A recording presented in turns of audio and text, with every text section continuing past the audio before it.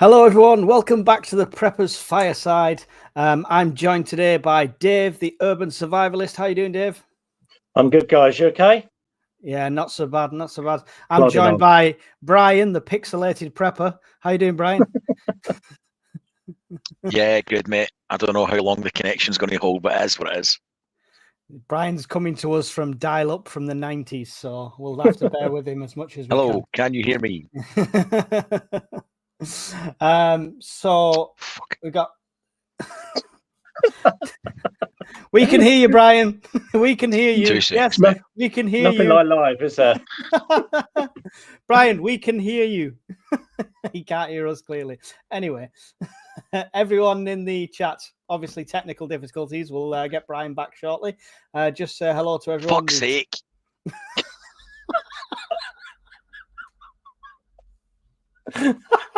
Right.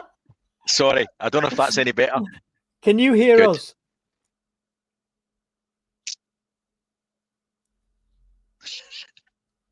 Can you hear us? Yeah.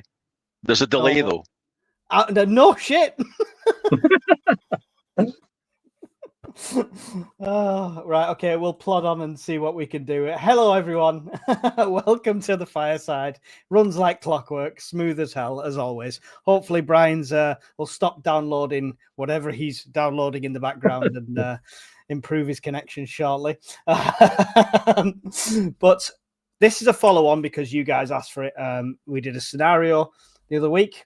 Actually, sorry, before I start, we have to put our disclaimer up across the bottom, and if you listen carefully, Miss Worm will talk you through the disclaimer. Right, listen up, you lot. What you are about to watch is a thought experiment. We've dragged together the finest minds in the country, and Brian, to see how they would cope in different scenarios.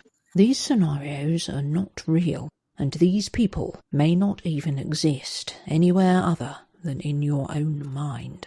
So pull your panties up and get a grip.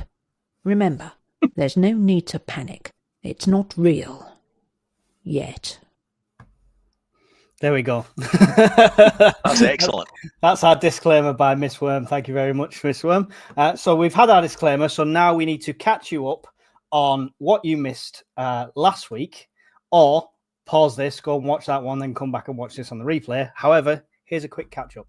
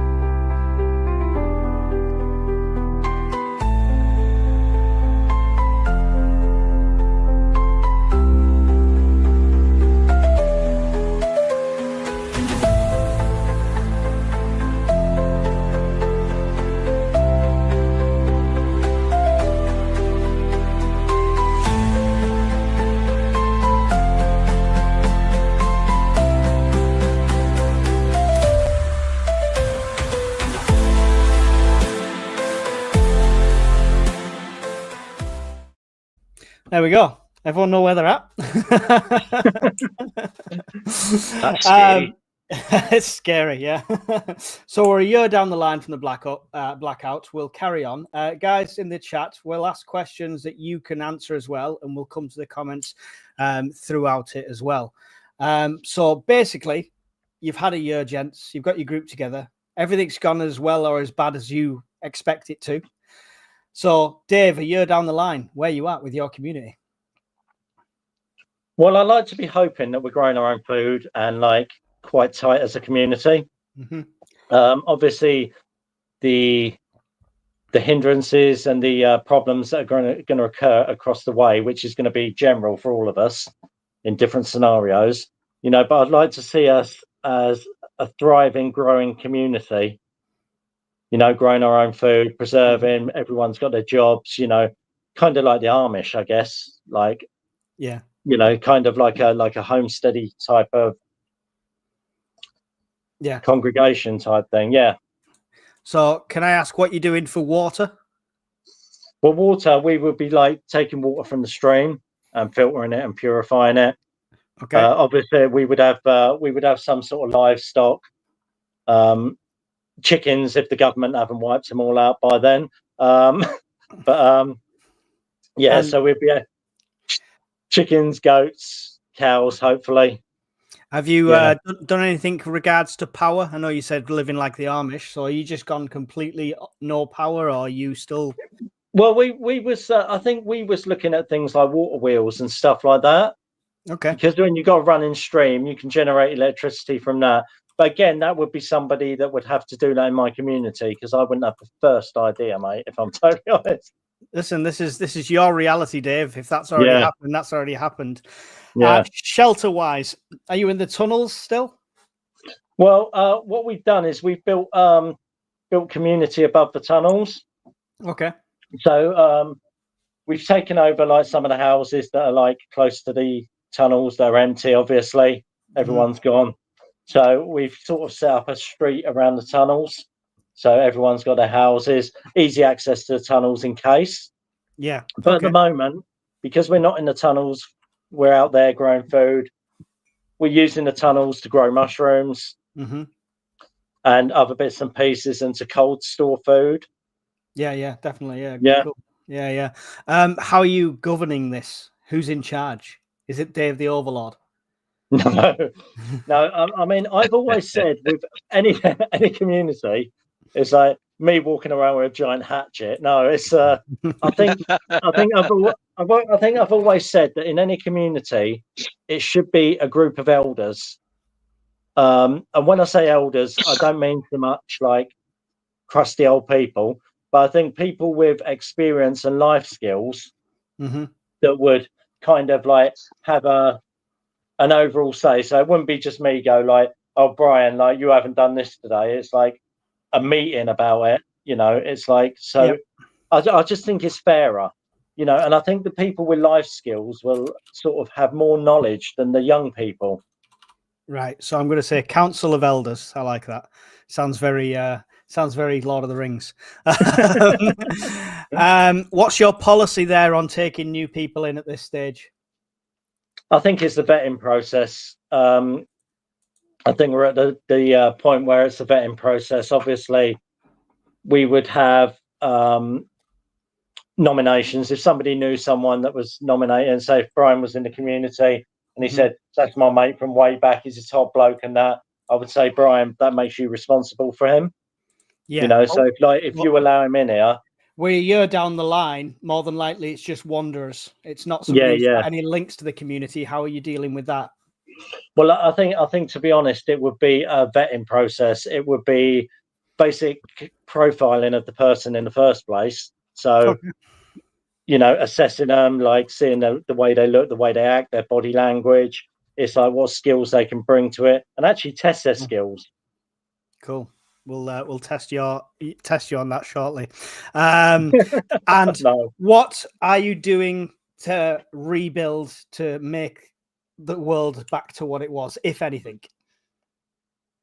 I think the thing is, with a community, obviously you're going to have males and females. You're going to procreate. It's like, you know, not me. I'm too old.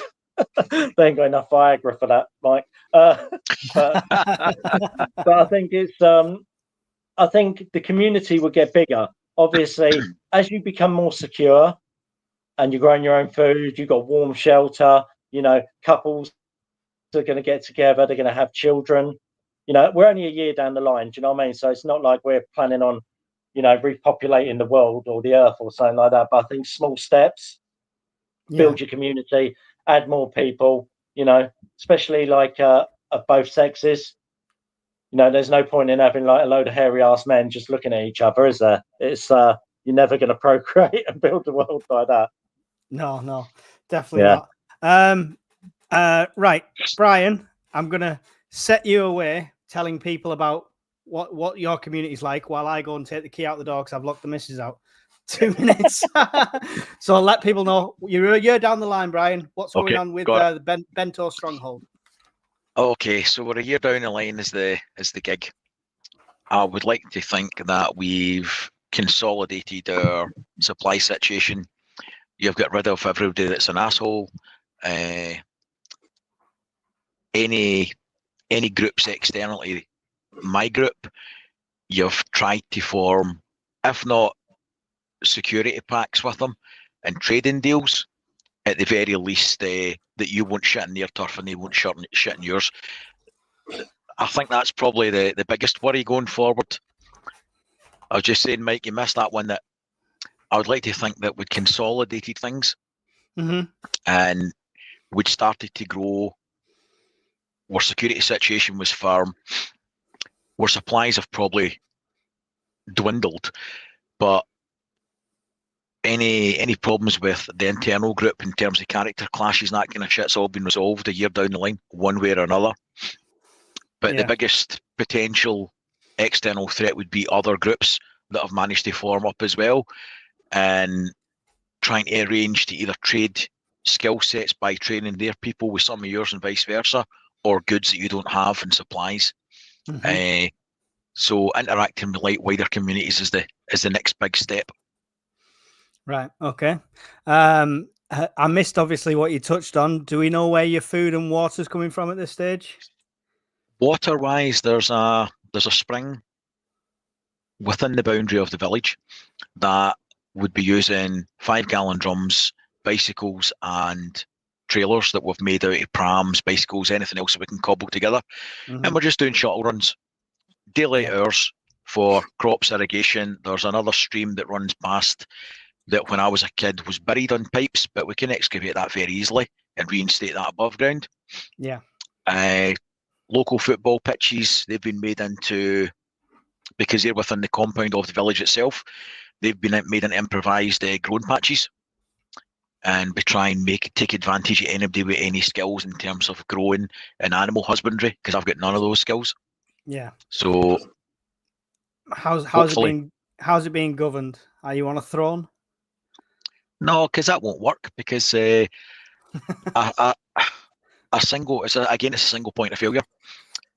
You've got to sleep, you've got to rest. Tired people make mistakes, and it's a single target. It's easier to spread the blame and spread the responsibility, and it lends more legitimacy to a council of your peers rather than an asshole who could be replaced with an even bigger asshole. It's a lot harder to replace 4 or 5 people in a committee than it is one person who falls asleep in the middle of the night and doesn't get back up again. Yeah. And are you doing anything towards rebuilding the world as a whole? I think that would touch on the groups that have survived round about your local perimeter, because depending what your security situation is, your idle hands is devil's work. So you've hopefully organised your timber cutting parties, water collection, animal husbandry, training for people in first aid skills, self-defence, everything in between. You've got to keep people busy. And if there's time, because let's face it, even small children can be utilised dragging, collecting twigs, firewood, brushwood, helping the farms. It's going to be all hands to the pump. But it'll depend on growing in that. It'll be dependent on your security situation out with your perimeter, whether you can form alliances with other like-minded communities, and hopefully they know they don't see you as a threat but a trading partner and a friend and an ally. So consolidate in the village, push out from there, and try and form alliances with other like-minded groups. So it'll depend what they're like. Yeah. Cool. We'll go to the chat. I am starring your questions, guys. If they're relevant, I'll say them at the end of each section, or we'll do some more questions at the end. So don't worry if you think I've missed it. I've not. And I did see yours, Hawkins. Thank you very much for the super chat. There is no way Brian would only have 3 months stock of Pepsi. He would have took control of Pepsi Max manufacturing plant by now, if needs be. I don't believe he would have had about 2 years worth of Pepsi, but with the stress, he'd have gone through it in 3 months. That's the point. Probably accurate. Much appreciated for the super chat, Hawkins. Thank you very much for that. Every little helps. Kelly's eye. After 1 year, wouldn't that prove that Survivor is capable?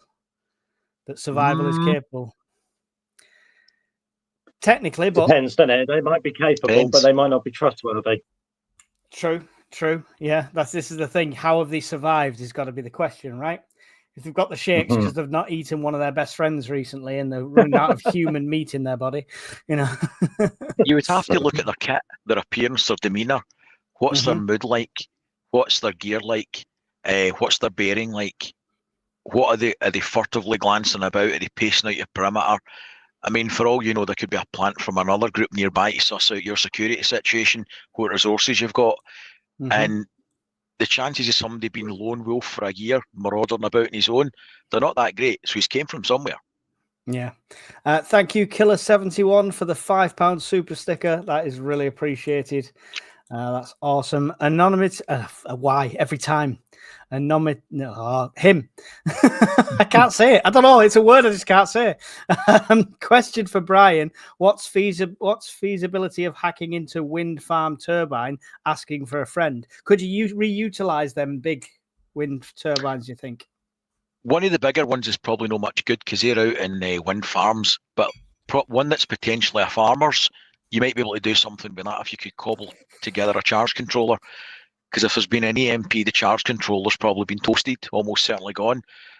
Depending on what you've got within the group and what supplies you've got, you might be able to make a charge controller of some description.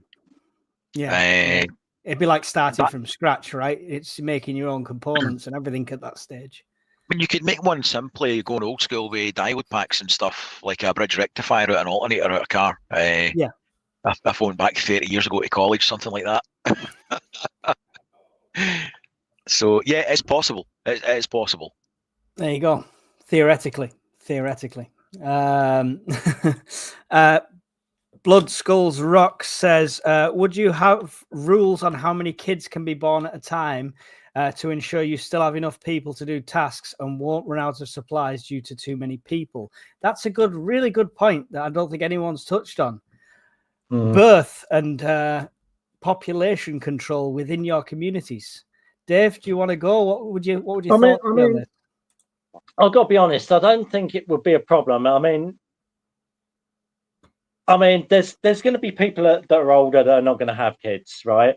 I mean, even me and my wife, we're not going to have kids. You know, it's like, so, you know, there's still people operational. You know, I can't imagine like your whole community suddenly gets pregnant overnight. You know, it's like mine will. You know, we can try, but like, you know, but it's makes it triplets by this point. I think the thing is, you would want to have more children in the community, but then you've got risks of running out of food, and you've got risks of like supplies from, you know.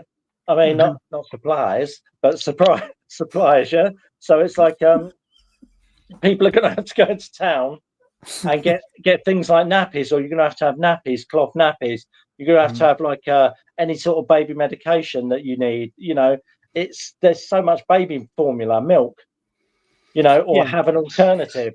And then if you got a lot of kids, I mean, some people give them goat's milk, don't they? I think it would have to be back to old school, right? Yeah. You couldn't have disposable nappies. You probably wouldn't have formula. It would be breastfeed, and if you can't breastfeed, then it'd have to be a wet nurse of some form. Yeah. So I think it would have to be old school, but there's an inherent risk with childbirth itself and the aftercare for the mother. Brian, would you kind of police that? Are you prepping 1,000 condoms for your community?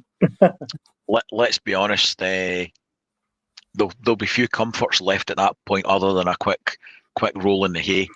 But we all agree, Full of Hope. We all agree. Yeah.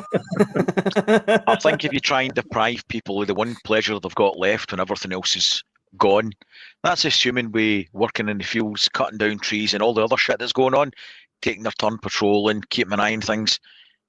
Will they have the energy? They'd probably be grateful just to roll up for a cuddle and go to sleep. But even at that, we're a year down the line, the chances of any children aren't that high. And any that are, like you touched on, you're going to have elderly people who could look after kids. You might have people that were already pregnant. But, I mean, you say that, but there's no telly, right? And that's the classic joke, right? You've got 10 kids. What's wrong? Have you got no telly? There's no entertainment. There's no TV. And in 1 second after, in that book, the daughter gets pregnant at a very young age, and it's down to that kind of thing. It's like they grow up a lot quicker in that environment. So do you really think it wouldn't be that much of a problem? I don't think it would be that much a problem because sadly nature would take care of a lot of these problems for you. People had big families going back many moons ago because the survival rate wasn't that high. Now you've got smaller families because of perceived financial constraints and self-discipline, and they want a better standard of living. So I think even having a high birth rate and turnover, that doesn't necessitate you're going to have a high survival rate. With all the things that are going to come back, with no JAGs, right? Poor healthcare, complications at birth. I think nature would take care of any perceived problems like that. I think you'd be trying like rabbits to grow your population because you're going to have a lot of problems going back to how things were. Healthcare's non-existent, even if you're... Yeah. Go on, Brian. On you go, mate. No, you're all good. No. I was just saying that, like, on today, when you're saying about like the survival rate and stuff, and if you look back in like history with the people like the Vikings and the invaders and the homestead, everything. I mean, the Vikings, if their child was deformed or anything, they chucked them in a lake. They were no good for the tasks. Do you know what I mean? Hopefully, we wouldn't be that sort of primitive. But what I'm saying is that like there's a lot of natural deaths and stuff with children. They even happened in the pioneers and the homestead. You know, they catch flu, they'd die. You know, because they were young and they were weak, the same as the old and frail. So it's like, I think you would obviously have that to deal with as well. You know, I don't think it'd be a problem, and I genuinely don't think it'd be an issue. I think nature would take care of it. You'd struggle to get them full term. Full of Hope said, okay, adding condoms to the preps. Meaty Boy said, condoms will not be important. Well, let me tell you, it's not a completely useless prep anyway, because if you look in your SAS survival guide, it's a great water carrier. Yeah, it'll carry a lot of water. Yeah, there you go. So stock them, even if it's for that reason, and you know it'll come in handy for the other reason. Or just get married and you don't need to worry about sex again. You missed the ding dong, right? Ding dong. I've got a Miss Worm soundboard. My goodness. Right. Let's just have a look, see if there's any further ones in there. Question from Jay the Grey. How do you handle internal conflicts within your community? This is a good one. Even in a close-knit group, issues like theft or misconduct still arise. This is a really good one, and I do want to talk about this one. We'll come to you, Dave, first. So let's play it out as a scenario. Kits started to go missing. There's a few new people in, but it could be any of them. Kits started to go missing. Nothing big, nothing major, just like the odd chocolate ration and what have you. But you've found out who it is. What's the disciplinary procedure? Well, the thing is, I would make it aware at the start. Any rules, anyone caught stealing, anyone caught like attacking or raping anyone else would be out. Any crime would be punishable by exile, pretty much. Do you know what I mean? It's like, I think you can't trust anyone. I couldn't trust anyone that can't come up to me and say, look, I'm really hungry. Can I have an extra chocolate bar? Do you know what I mean? It's like 9 times out of 10, you'll be like, that's fine, mate. You know, if you've got the stores and stuff like that. But if people are taking it and you can't trust them with that, then what else can't you trust them with? It's you know, I think it's like we could all go down the line of being a Negan, and we could remove their hands and hang them from like poles outside to warn other people. You know, it's like, but it's not a good thing for a community to, especially if you've got children in the community, to start showing violence to other people. Do you know what I mean? Yeah. Because like that's going to be traumatic, because whatever they've gone through in the past, or whatever the people have gone through in the past to get them in this situation in the first place, was going to be traumatic enough, you know, without the case of having to like hurt and maim people to prove a point. Yeah. So I think it would be exile for me. Okay. Brian, exile can be a death sentence for somebody that's under 16, somebody who's over 60. How do you judge? Is that just across the board, everyone exile? And more so, how do you have a trial? How do you judge this? Right. At the start, I'd make sure everybody knew the community guidelines and what you're signing up for if you join. And part of that would be your actions affect your group, your family. So if you've got a wife and 2 kids and you're caught stealing, you all go out.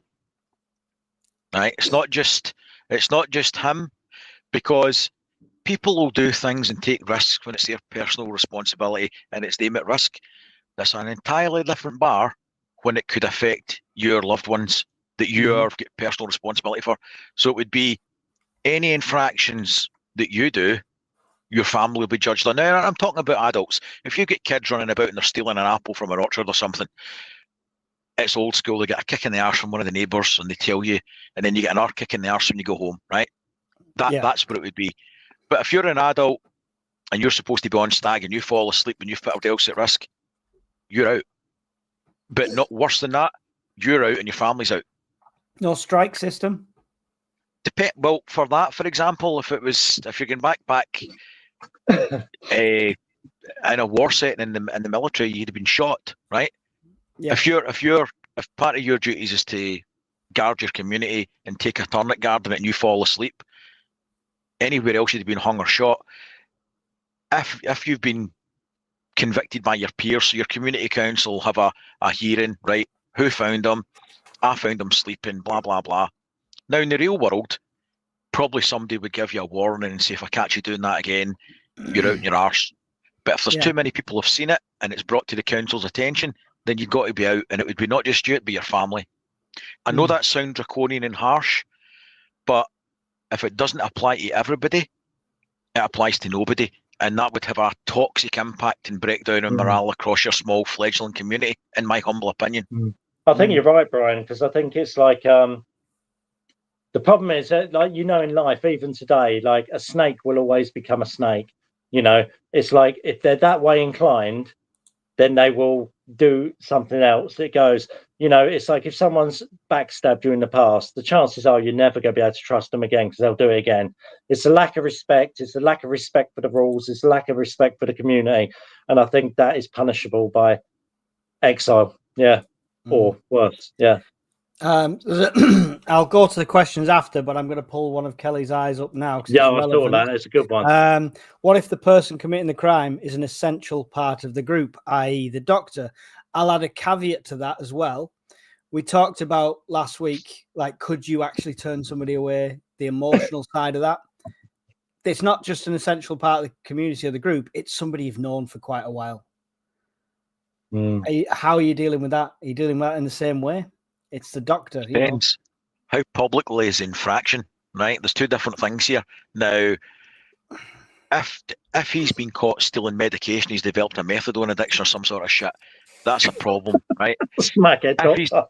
You know what I mean? Yeah, but again, you don't know. The guy could have issues, or she could have issues, but let's assume he's been nicking something, right? Food for his family or whatever, and he's been caught by a member of his, or one of his peers. He could be put the frighteners on and told if it happens again and he's out and he's watched, right? However, if it's known to the wider public, that's a problem again. If it's not good enough for one, and I know there's an element of double standard saying that you'd have to do things behind closed doors, but it's not an ideal world, because Kelly's question's got merit. This is an essential person.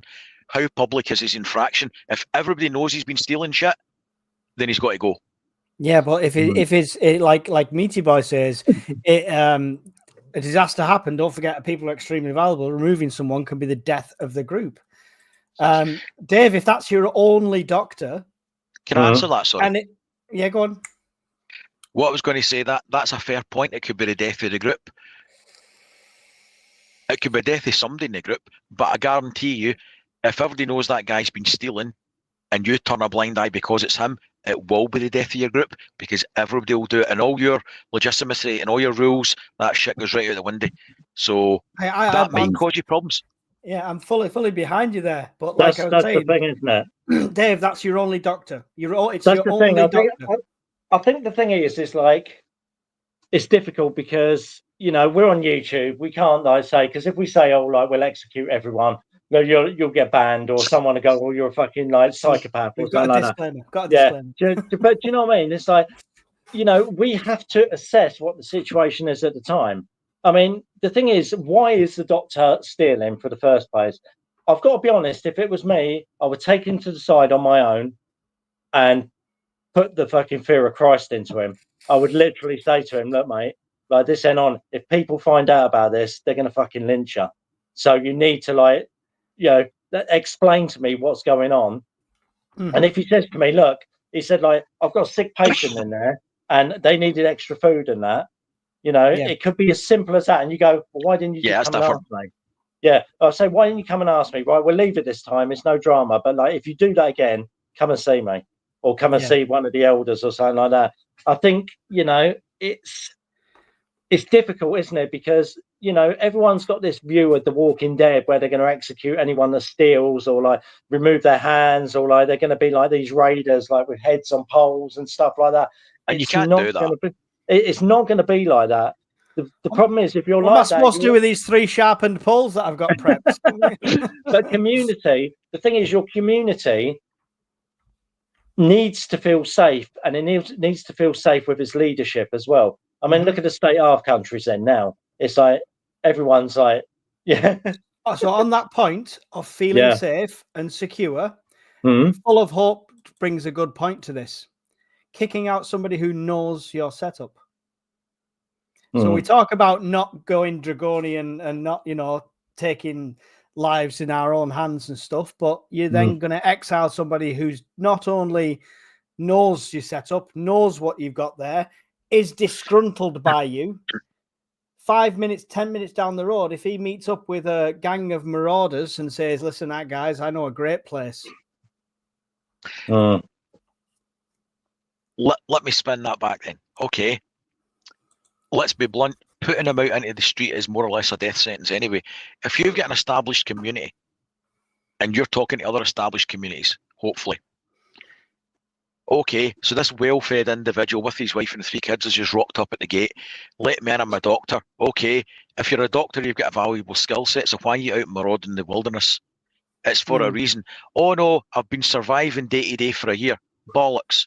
What did you do? Somebody with that skill set must have fucked up royally to be out there. So would they let him back in as well? I don't think so. No. But she's right, as a security risk. Yeah.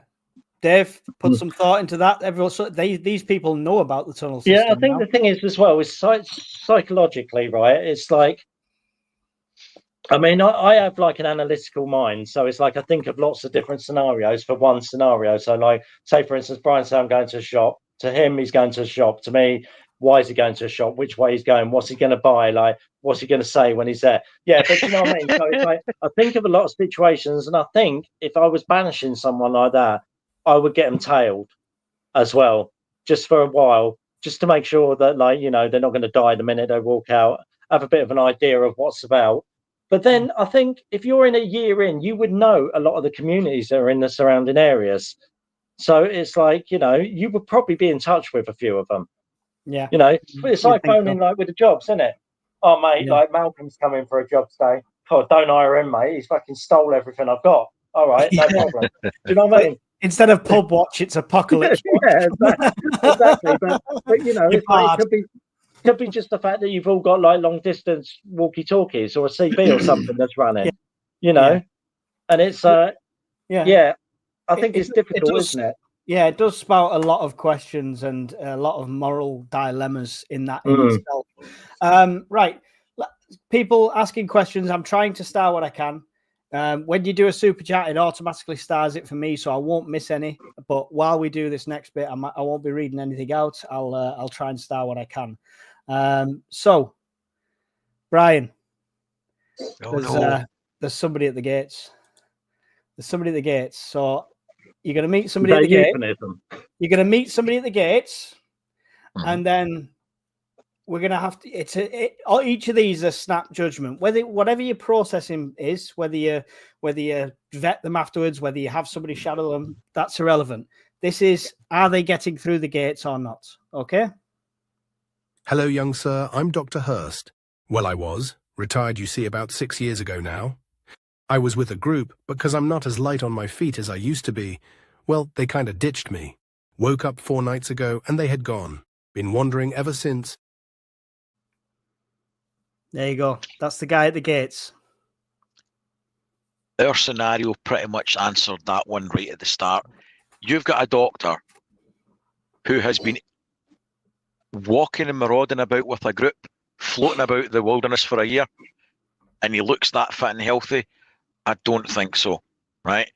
But he's been part of a group. That group doesn't have to be marauding. They could be just like a gypsy camp that travels on to different places with supplies. That's fair as far as it goes.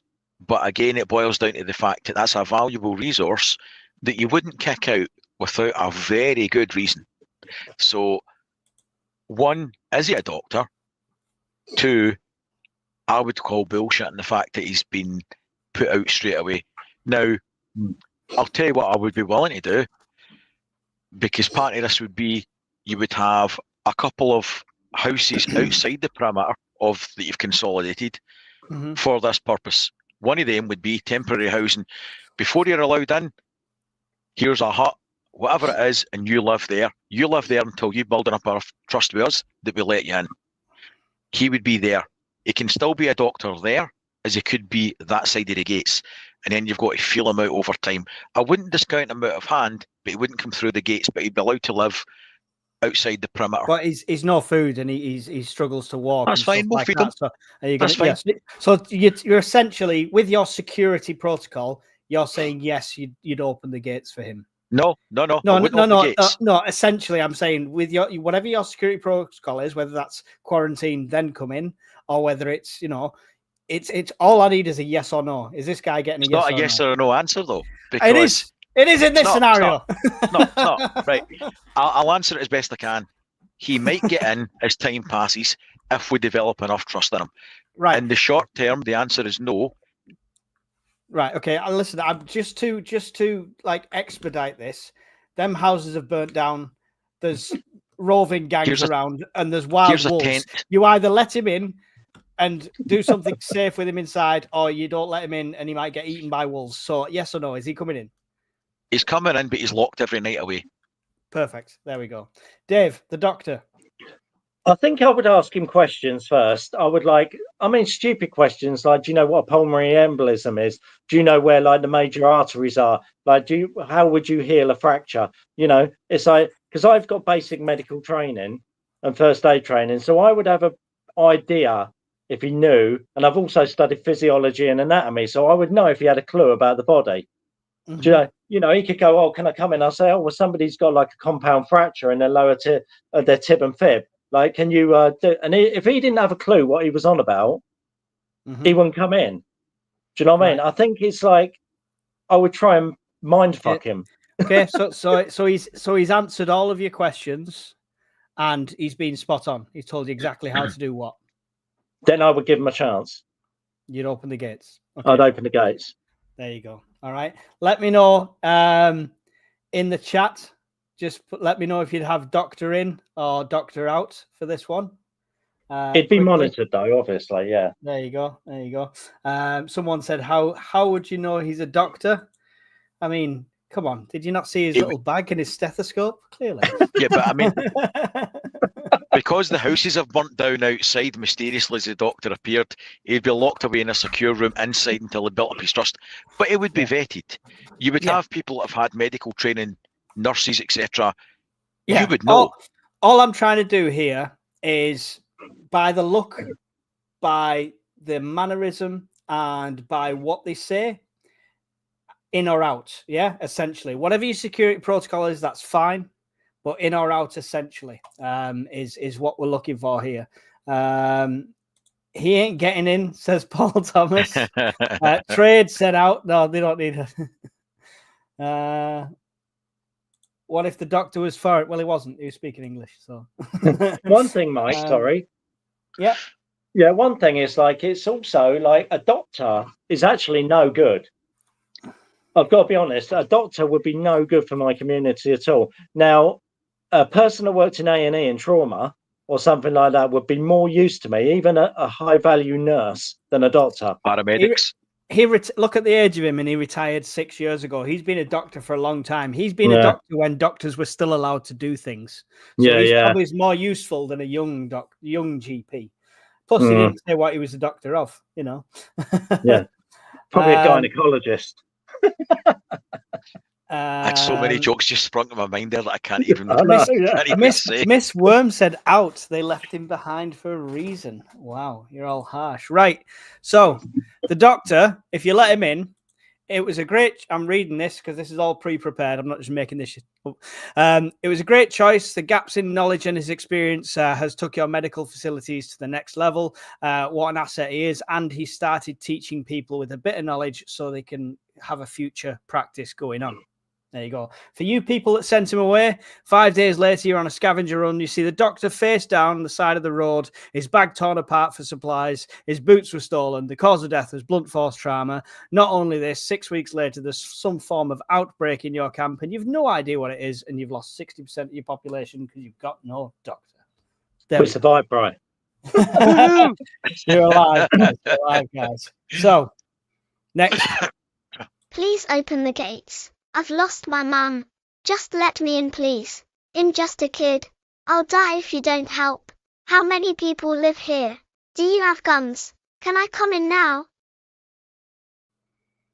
Oh, you bastard. Right. Ignore the weird South African twang to his accent. I've no idea why that was like that.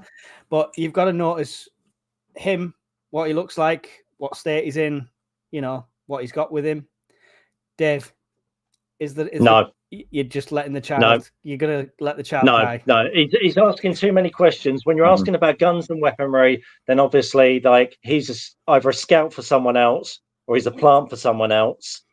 You know, I would, if he was looking starving and said he was hungry, I would chuck him some food and tell him on his way. Do you know what I mean? I think the questions make me uneasy. Questions always make me uneasy. Out. Yeah, Brian. 100% out. Kids, I mean, anyone's got kids though, Brian, know they ask a lot of questions, and they're always stupid questions. They're always inappropriate. So you got to keep that in mind. Yeah, but he's also standing with a walkie-talkie. He looks well fed. He doesn't look. He doesn't look unkempt. He doesn't come across as a bag of nerves or worried. He was confident enough to ask questions about who's there and what they've got. So no, here's a bag of food. Sorry, there's no room at the inn. Off the fuck. So you see it all the time. Nice, yeah. You see it all the time. I've seen cases like this in America and the UK where they've sent kids to literally lure people. And like, there was a case in Northampton when I lived there. Their kids, like at the side of the road, going, "Please, can you help me? My mum's gone." And they were taking these women in and like raping them in these housing estates and stuff like that. You got to be so careful, mate. And I think the kid, like Brian says, he's like, he's got walkie-talkie. He's asking too many questions. He's like, he's out. Yeah. Yeah. Even though AI rendered that walkie-talkie looking more like a dead man detonator switch. Never mind. I was like, just trying to ignore that fact. Right. Everyone seems to be kicking this kid out. No, this kid's not getting a chance at all. Chuck him a can of Coke, he won't come back. That's a list of that more. So you kicked him out. You may have dodged a bad situation there as the kid returns to his adopted family and the rolling caravan of looters that he came from. Anybody that would have let him in, after about 3 or 4 days, the kid seems to be settling in, but you wake up on the 5th day to find a large section of your supplies has been looted. There's 2 dead guards at the gate and what looks like it's been unlocked from the inside, and there's no signs of the kid. He was a scout for some very dangerous people. There we go. Good choices, guys. Good choices. I'm a U.S. Army Ranger. I was stationed in Eastern Europe. It's bad all across Europe. France is a wasteland. Skipped a small rib over the channel. I need to hold up till I can figure out how to get home. What the fuck is that? I've got so many questions about that. I'm a U.S. Army Ranger. I was stationed in Eastern Europe. It's bad all across Europe. France is a wasteland. Skipped a small rib over the channel. I need to hold up till I can figure out how to get home. No, he is like literally, for the start, what is that crossbow attached to his rifle? I mean, ignore that fact. That looks weird. Ignore that fact. That was just AI. You've got to ignore some of the AI-isms. I think, to be honest, if he's got 3 like, fingers, that's not a giveaway. That's AI. Yeah. Well, it's so he's got a small rig, I take it. He said rib, but I think he means like rig, doesn't he? Like a little boat. A rib, but yeah, like a rib boat. So he's got a boat over. So why is he coming over in a boat? I mean, he's armed for a start, so he would have to be approached with caution. He was obviously stationed out in Eastern Europe when all this kicked off, when it all happened, and he wants to get back to the States, and he's just doing what he can do and getting there. It's took him a year to get this far. A small rib boat will get you across the channel. Yeah. We know this for a fact. But this guy came on his own, and he's just walking across, and he's come across your community. I think, to be honest, mate, I think with this, it's like, it's very difficult because when someone approaches like that, you would have to be a show of force, right? Because he's obviously a capable guy. He's armed, right? So literally, it's like the first thing, I'm not letting him in. I would actually show him with force. So I would literally, as we approach him, there would be most of the males there, probably armed, to show him that, like, literally, like, if he goes off on one, then he's got a fight on his hands, kind of thing. You know, whether we could or not. But I think he could also be a military plant. Do you know what I mean? Like a special forces looking to gain access to communities in there to take them over, execute them, or anything like that. Yeah, like Kelly, deserter. He could be anything. But, you know, again, these questions are so, like, hypothetical. It's like, what if? Because he could. It's always, but in that situation, it's always going to be what if for that initial contact. I think my internal feeling would be no. Right. Okay. Brian. Because I would find him a threat. Okay. Brian, where are you at with that? So we've got an armed, potentially trained guy who's lived for a year. You want to ask any simple questions? I can answer 1 or 2. If you want to ask it, give me any simple instructions. Okay. I'll tell you how he'd respond. Okay. So you didn't tell me that, he's only passing through then, yeah? He's came in a boat and he's passing through. Yeah, technically that's what he's pitched to you at the moment, and he's no idea how he's going to get over the Atlantic, so he's trying to look for ideas. We can help you with that. Here's a map. We're here. If you follow that railway line, 14 miles that way, it'll take you to Glasgow. Follow this other road if you can get there, and there'll be boats potentially at the marina. Give us your water bottles in, we'll fill it up, and here's a couple of bags of food that we've managed. That's all we can spare. Good luck. So not in the gates, just supply him up at the gates and send him on his way. Yeah. What you're saying. And if his story's true, and that's what he genuinely wants, then you've helped him on his way, you've not made an enemy, hopefully, and you've pointed in the right direction, which is nowhere near your perimeter. Jog on. Yeah. Can I say something to that, Brian? What happens if he turns around and points that gun at your face? Bang.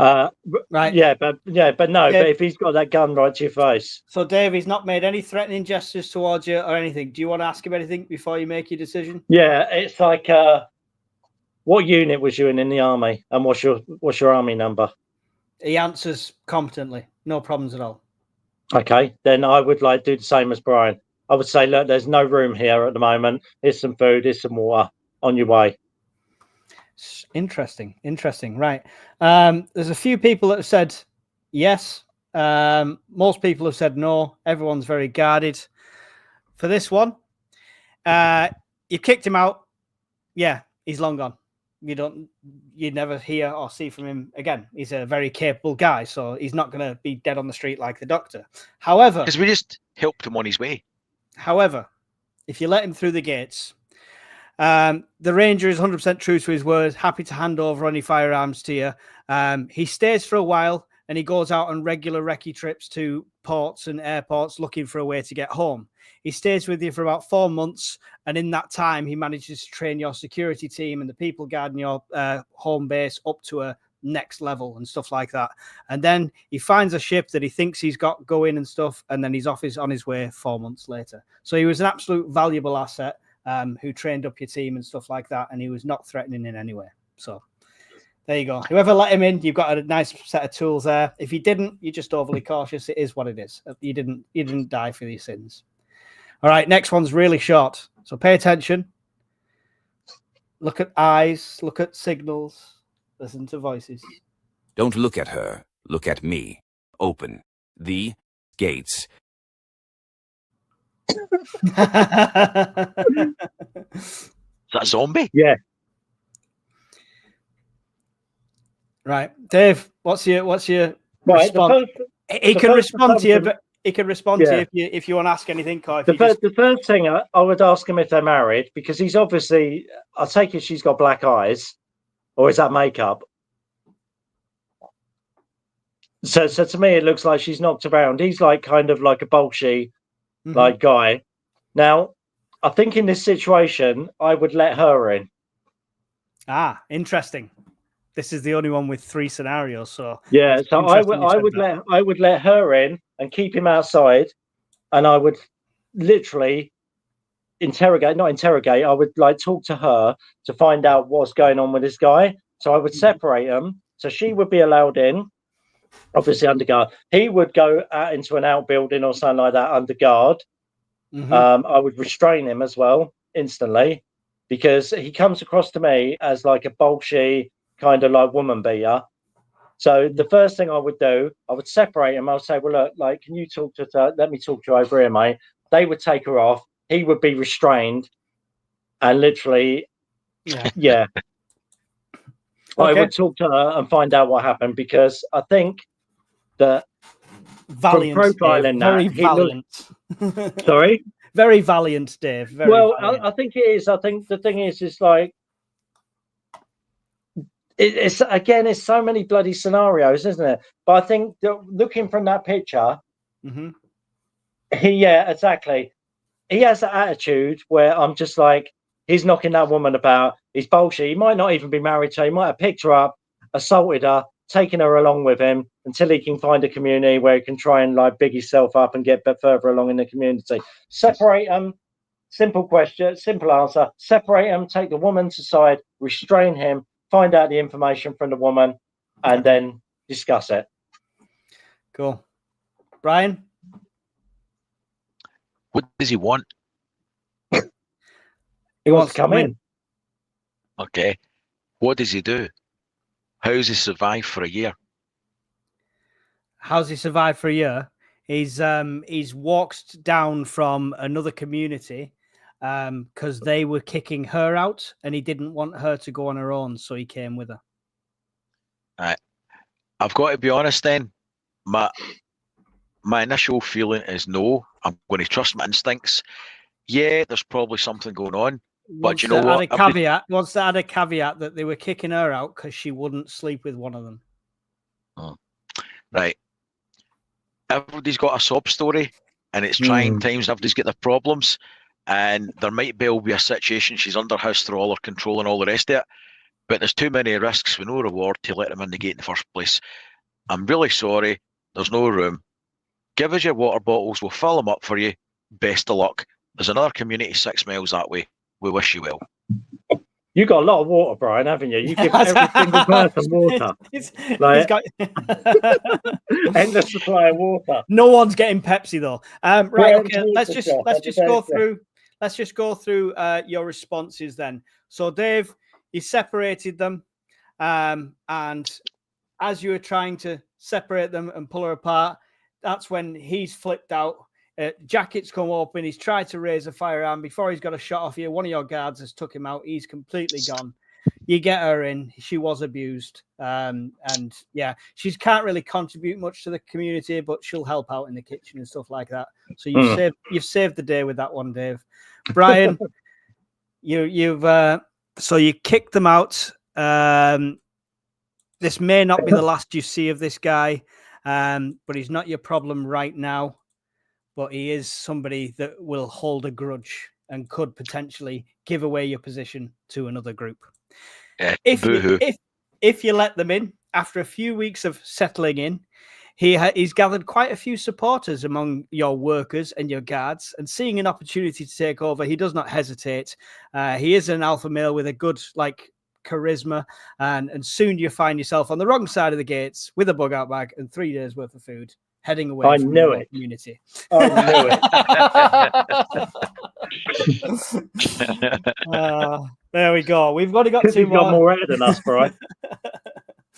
So yeah. So we've missed out on the ranger opportunity. We've not been suckered by the kid. Some have got the doctor, some have not got the doctor. Next, it's been a year, right? It's been a year. Whether you've got a missus or not, it's been a year. Oh, here we go. Well, I don't really have them kind of skills, but I'm sure we could work something out. Wow, what a big weapon you have. Yeah, she's getting in. Open the gate. In you come. In you come. Right, okay. Let me set the premise for you. Go on. Right, let me set the I don't premise even for know this one. Your population, where you are, is about 80% male, with the survivalists you've picked up along the way and stuff like that. So there's very few females, and especially of breeding age. So Dave, what's your questions, answers, or decisions on this one? I mean, this is a problem, isn't it, with society at the moment? It's like, somebody who puts a skill on Instagram or TikTok or something, will get 20 views, and someone, just because they've got a pair of tits, will get 8 million. So is it that? She's on the thumbnail for that reason. Yeah. But it's I think, to be honest, it's like, I would ask her where she's come from for a start. Jesus, guys, come on. So where has she come from? Where's she come from? Yeah. She's come from a caravan. She was staying in a caravan near a supermarket, and she's just been eating everything in that supermarket. She had a friend with her, but her friend died. How did her friend die? He ate something really bad and shot himself to death. Wow, sounds good. I think, to be honest, I think there's a couple of pros. I mean, obviously, like you say, she's a breeding age. Mm-hmm. But are we at the point where we want to risk the whole community for someone to get their leg over? It's not. It's kind of thing. But the one thing that stands out to me is the fact that she knows the location of the supermarket and how to get into it. Mm-hmm. Do you know what I mean? So I think it was like, I would have to say no. No. I would have to say no, but it's like the supermarket. Okay, I'm going with me. I would chat to her, and I would ask her first about information about the supermarket, how many stocks are at the supermarket, is it easy to get in, is it guarded, stuff like that. And if she can't give me any information about that, then she's gone. Simple as that. She tells you where it is. She tells you it's old Morrison's. It's a bit out in the sticks. There's still loads of tin stuff there, but it absolutely stinks inside. It's rancid. She doesn't know if it's the meat or if it's bodies, but you can hardly walk through it without throwing up because of the smell. No, she's not coming in. Okay. Brian? On a serious note, on a non-lecherous note, you're a year down the line. She's too well groomed. She doesn't seem to have been physically mistreated. And in the harsh realities of the times, it is highly unlikely she would still look like that, be so mentally well adjusted, and she's offering her services and selling herself right at the gate. Now, I would have to suggest she's a honey trap. And if you let her in, even if her story's legit, right? You let her in, you've got a high proportion of males. Her being in there is going to cause fights and problems and upset the group dynamic from the get-go. So it's replete with promises. And also, she's potentially going to be at risk herself. But my gut instinct is she's a plant, it's a honey trap, and she's a risk that you don't need to take. So the answer is no. And she's crying her eyes out at the gate when you're saying she can't come in. Yeah, life's I tough. think the thing is, If you walk that way, there's a doctor's body. Just keep going. I think somebody's comment. It's like the truth is as well. It's like somebody commented. It's like, and it's a good point that the supermarket would probably been raided by now, and wouldn't be of any. I mean, I said no anyway, and I still say no, not for the simple fact of that. It's the fact is the bodies in the supermarket. Did she create those bodies with other people? You know, to get the food in the supermarket. I mean, is she part of a bigger thing? You know, and like you said, a honey trap. So it's still a no from me. Cries, tears or no tears. Right, okay. Well, there's a few that said yes straight away, but clearly on the joking front. This was a lose-lose situation, gentlemen. Because Brian hit the nail on the head. You let her in. She does stick to her word, but not just with you, with many different people in the camp. And soon it causes conflict between people inside, ending in several assaults and even a death fighting over her. You kick her out. She joins a group with the same promise made. Turns out they have their own plans. Weeks later, she'll finally get peace when she manages to end her own misery. Wow. Cheery. Last one. I am just looking to trade. Just let me in for the night. I don't want trouble. I have things you need. I'll play that again so you can look at it more than listen to it. I looked at it all. I am just looking to trade. Just let me in for the night. I don't want trouble. I have things you need. Dave, she wants to come in, but she doesn't want to stay there. She just wants a bed for a couple of nights, restock her water and her food, and trade with your population. Well, the thing is, I play a lot of Fallout games, so like you often get the trader that comes along like that. That's like she hasn't got a giant mule thing with her though. But the thing is, first of all, I noticed that she's got a rucksack that's full of supplies. She's got lots of herbal things that she's either foraged. So she's obviously got skills, a skill set of sorts, right? I quite like her face. Strangely, it looks friendly. You know, it's like I think I would say yes. And again, keep an eye. Yeah, it's not like I'm going to say go and look after the kids or anything. She would come in. She could, you know, she could come in. She could like have a chat. She could have a trade because what she has on her is not really achievable for a lot of people. So there's two options how she's got that. Either she's got the knowledge to get that, or she's taking it from someone else. She doesn't look like the type that would take it from someone else. So she looks like she's a natural forager, or grower or anything like that. And I think I would let her in under supervision. Yeah.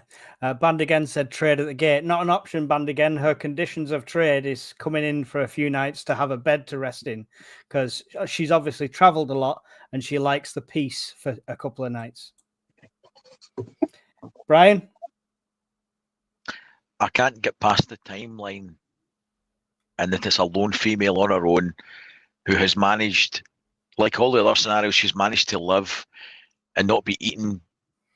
But raped, I mean, in this situation, you're never going to know anyone's backstory. You don't know how they survived. You don't know if they've been hidden. She could have lived in a hobbit home out of sight, and she might still live nearby. You just don't know about her. And they can lie. Yeah. And they can lie about it. Yeah. I mean, if she truly wants to trade and she wants some place to sleep, right? Again, your first instincts, my hackles would be up purely because it's a year later and it's a woman, nobody's eating her, right? So what kind of society are you in, Brian? Honestly, I'm being flippant. But if she's got no community and no, because ultimately everybody's got to sleep, yeah. right? And she's nobody to look after her while she's sleeping. So if she truly wants to trade, yeah, we'll look at what you've got and we're happy to trade. And she might have valuable information because she's come from somewhere. What did you see? Information's tradable as a commodity. So if she wants to come in at the gate, we'll have a guard post, shack, house, whatever, and we'll have a chat. You've got to sound her out. Where did you come from? What did you see on the route? Have you heard anything? Have you heard anything about government response? Blah, blah, blah. That's got as much value as what she's trading. So your initial impressions at the gate after talking with her is she lives about a day or two's walk away. She showed you she showed you more or less on a map where she is. It's the middle of a forest. She's a survivalist. She's been out there for ages. She's seen a few people, but you know, they've come and gone, and she's got rid of them, as it were. But everything seems to check out story-wise. Trading requires trust in both sides. So yeah, she could come in on the proviso she searched for weapons, comms, and she can stay under guard near the gate. That's it. If that's not suitable as a condition to trade for her, respect her choices, trade elsewhere. But that's the deal, and it's take it or leave it. Yeah. Okay, there we go. Quite a few people said yes for that one. A few said no. By the looks of it, Full of Hope's not letting anybody in. She's shot 5 people in a row at the gate. So, so the last one was the botanist. Letting her in was a great move. She gave you several alternative remedies, but not just that, the details of how to reproduce them, where to find the bits for that and stuff like that. And she took a few basic supplies, a couple of old MREs you still had knocking about. She had a couple of nights sleep, and by the end of it, you wanted to stay, but she was on her way back to her home. So there you go. She was just there to trade. If you kicked her out, she walks away. And months later, you're running out of basic medicines, and the recipes she would have traded could have saved lives. There you go. So, knew it. That was our peoples. I hope you enjoyed that. We'll go back to questions now through it. Are you guys okay for time still? Yeah. Good. So we're going back for questions, so there might be some that were for previous section. Snapdragon says, don't disregard older people. They can care for young children, so parents can work. This is why, as a species, we live beyond childbearing years. 100%. Yeah. There you go. Don't disagree. Kelly's Eye said, in the event of a serious injury, would you be prepared to be cruel to be kind? Yes. Yeah. Don't hesitate or anything, guys. It's only a splinter. I can't stand to see you like this. Ingrowing toenail, Brian, out the back like old Yeller. Mother-in-law. I mean, it's a valid question. It's all right saying yes, and I think we all think logically, yes, you would. Somebody's suffering, you want to put them out of your misery. Could you do it at the time? Is another story. Depends who it is as well, doesn't it? Exactly. There's so many caveats to that. Were you going to say something there, Brian? I think watching somebody suffering in pain and there's nothing you can do to alleviate that pain, and they're begging you to go and help them, as much as you'd be keeping them there for you. It's not for them. Yeah. You're keeping them there for you. Mm-hmm. And yeah, I think I'm comfortable under these circumstances. I would hate it, and it would kill me, and it'd live with me, but I would do it. Yeah. I think the thing is as well, isn't it? Like, I think we could all be like the guy, you know, like with the doctor, you just drag them in, they will perform for you or die. It's like you could always be the dictator, the violent, like kind of Negan type character, and you could probably get away with it for quite a while because people tend not to argue against someone that kind of physically overpower them. But it's like, I think you have to, all these things, you have to still be human. Do you know what I mean? Yep. So it's like you're saying, well, this is why this is a difficult question, because could I cut the next door neighbour's arm off if like they've lost like so much blood or something like that and they needed to call right? Yes. Could I do it to my 9-year-old daughter? No. Yeah. They're totally different. It's like it's a hard question, isn't it? Yeah, definitely. Like I say, it's all circumstantial and stuff like that. Band again was saying there must be a yellow card, red card system when we were talking about punishments and levels. I think there has to be some sort of system in place, but it's based on the infraction, the level of the crime, and Yeah. your situation at the time. Because obviously, an eye for an eye would kind of be my policy in this situation. However, stealing food could be a tantamount to killing somebody in a situation where there's not much food. So depends how you look at that. Meaty Boy, great name. If you had a large group like Negan, I would be more harsh. But if I had a small group like Rick Grimes in season 2, I'd be more careful about removing people. Does the size of your group dictate how you manage that dynamic? Because I think it's very difficult. What we said, getting rid of your only doctor or your only trauma technician or your only nurse that you've got, no matter what. Consistency. You've got to have consistency in everything. Otherwise, you could. What the fuck? He loves Dave's beard. Tickly. Yeah. I'm not saying anything. I'm just. I think the thing is, it's like you like it, don't you, Brian? Tickles my fancy. I think the thing is, when you're going on about big groups and stuff like that, everyone wants to be the bad guy in the alpha, right? But it doesn't always work like that, right? Because like you got this hierarchy of alphas and beta males and stuff like that. But the thing is, the problem is like whenever you have a position of power or authority, there's always someone that wants to take that from you, right? Yeah. So to keep that position of authority, you've got to be a complete bastard. You've literally got to you've got to install discipline, you've got to install violence and back it up and lead by fear. Yeah. And the problem is like you will still get followers if you lead by fear. Yeah. But the problem is, I always say that you live by the sword, you die by the sword. You know, it's you go around hurting people, you go around like abusing people and punishing people and hurting them, then you're probably going to get the same happen to you. Because when that alpha does take over, because we all get old, you know, as soon as that takes over, and then you're the one that's hanging from like the front gates or something. Do you know what I mean? As an example, because you're that kind of community. I think it's difficult. I mean, a big community is good if it's structured well and it has good rules and laws. Yeah. Interestingly enough, I was trying to see it there, but I can't see it right now. We did a survey on Discord full of preppers saying, would you lead? Basically, how would you lead? Would it be just you as an overlord and stuff like that, or you leading? The other options were like everyone gets a say and stuff like that. And only 5 people said about the leadership, which I thought would have been a lot more in a group of preppers. Everyone, because you know, lots of people prep like they're going to be Rambo. So, would you draft a camp charter, a list of rules, ideals that you must abide by? What would you put in it? What's your 10 commandments, Dave? Oh dear. I think, to be honest, it's like you have to have basic chores for any society to run. You need basic chores, right? So you need cookers. You need to be able to cook. They'll be cooking. What's the word? Like a rota. So there'll be a cooking rota, a cleaning rota. They'll be looking after livestock, foraging rota, security detail.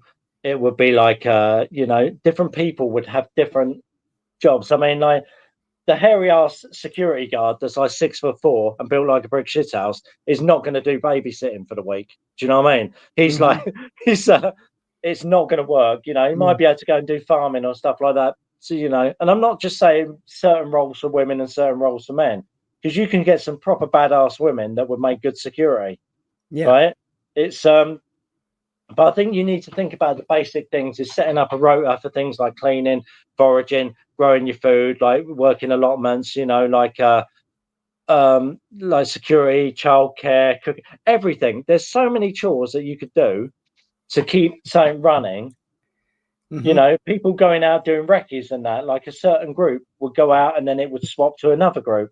So everybody got to know that if somebody did pop off, you know, one of the recce crew popped off, then somebody else who's in the gardening or something like that has done the recceing before, so they can join that.